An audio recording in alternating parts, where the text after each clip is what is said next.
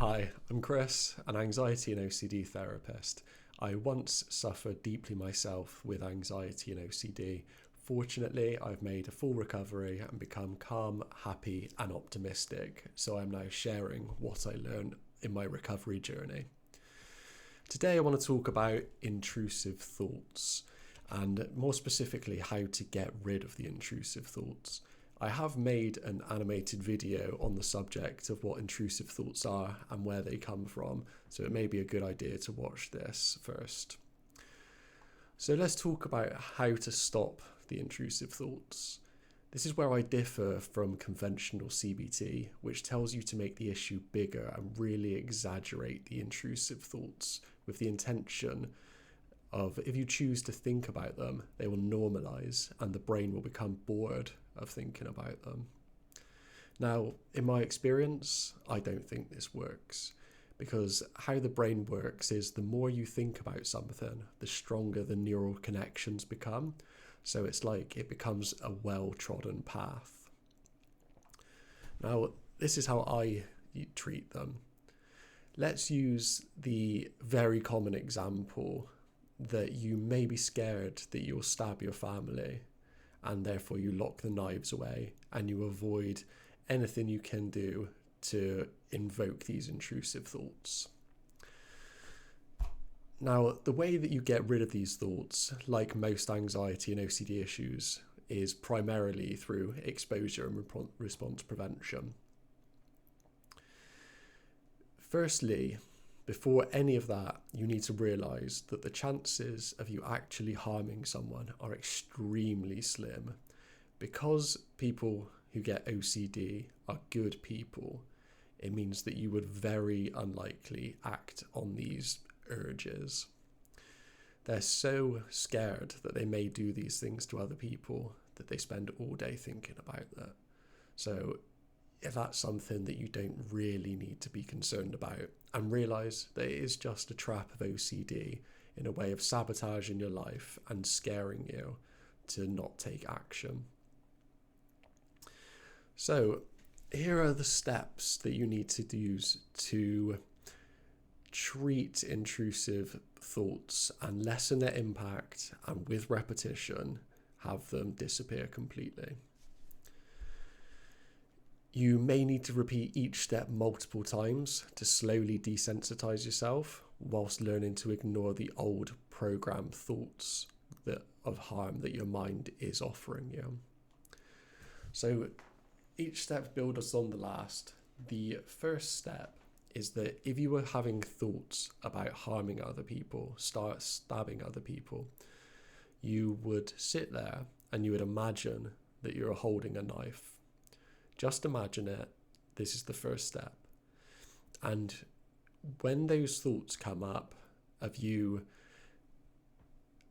hurting someone with that knife, you just talk over the top of them with positive statements. Things like, I'm a good person. I would never harm another human being. I trust myself that I wouldn't hurt anyone. I love and respect my family. I've never hurt anyone in the past, and I never would in the future. This is just the beginning step. It's so important to have positive statements that you use to replace the old negative ones.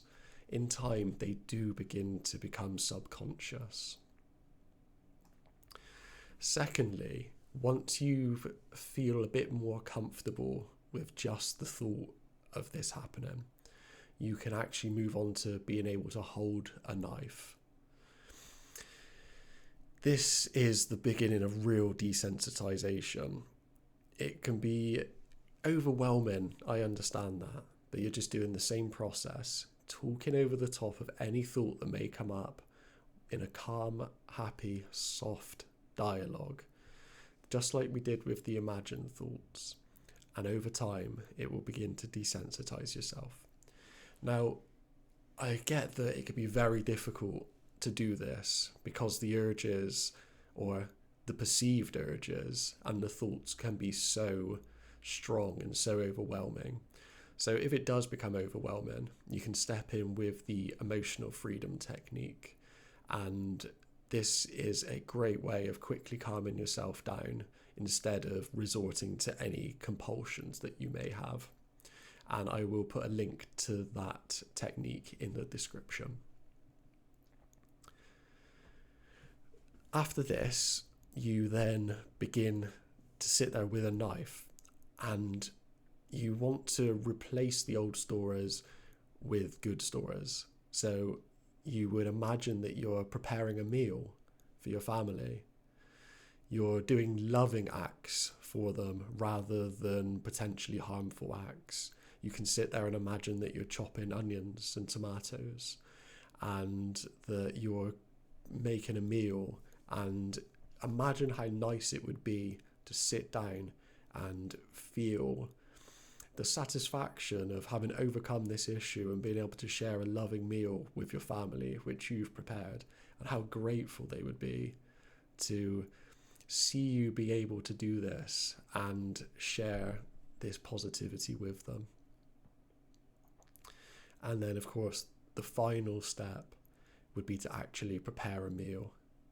By this point, you should be at a state where your intrusive thoughts aren't as overwhelming because you've done the exposure therapy. You've gone through all of the negative emotions which arise, and you've placeboed yourself into ignoring them and taking action anyway. You've learned to calm yourself down with the emotional freedom technique if things do become overwhelming. And you are now able to actually prepare a meal. And whilst you're doing this, you're talking to yourself again in a calm, gentle, loving dialogue, saying how proud you are of yourself, that this is a loving thing to do for your family. And if those old thoughts come up, you just talk over the top of them and ignore them, because by now you've realised that they're not the truth. They're not the reality of anything. It's just the OCD programming that you received in a way that would scare you to try and keep you away from other people, to relax and recharge your emotional energy. And we don't have to listen to that old programming anymore, which is out of date and is not beneficial for you now as the person you are who wants to become calm and happy. I know the process sounds easy, but I know the actual actions are very difficult, and it will bring up feelings of terror, and that's okay, because that's just the way we break OCD.